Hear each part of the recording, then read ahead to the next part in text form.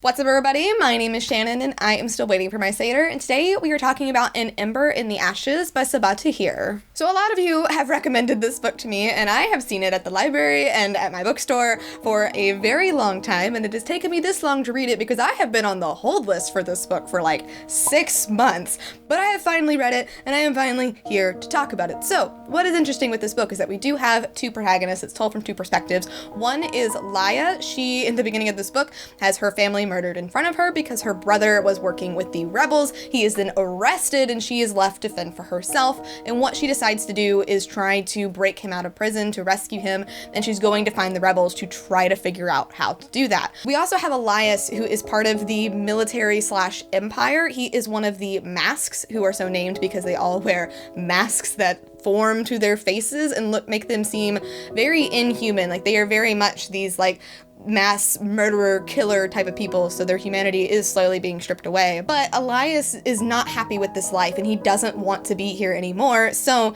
at the beginning of this book he is wanting to desert and finally set himself free and go on his own path. Obviously, when both of these characters' lives finally cross paths, things kind of start to get a little bit more interesting. And I will say that I did enjoy this book. It is a really interesting read. I think it's very well written. I think it's very well paced. But I really wish that Laya wasn't in it at all. She is a very run-of-the-mill YA fantasy main character, and I do appreciate that she is very much not a fighter, but she is very brave and she is willing to do whatever it takes to save her brother.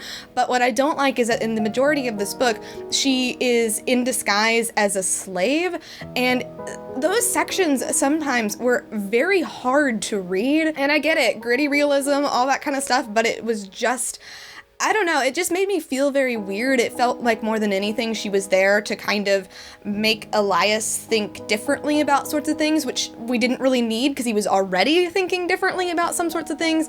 His side of the story was much more interesting, and that was largely due to him, you know, battling with his darkness, like just this battle between what he was born to be and maybe what the person that he could become, and his relationship with his friend Hells. She was by far my favorite character. She was so much more interesting, and I really wish that we could have gotten just a little bit more of her. There's one scene in particular that almost made me just start sobbing in the car on the way to work because it hit me so emotionally, and I love her story, and I'm a little bit worried about where it could be going, but mostly I'm interested because she was left in a very interesting position at the end of this book. So I am interested to see where the story is going, and I do want to read the next books and I do want to know more. I'm just not super motivated to do it because I know that Laya is the main character of the story. I do know that Elias is the main character of the story, and I do want to know what happens to them, but they're just not that compelling. Their connection, there's not a whole lot of chemistry there,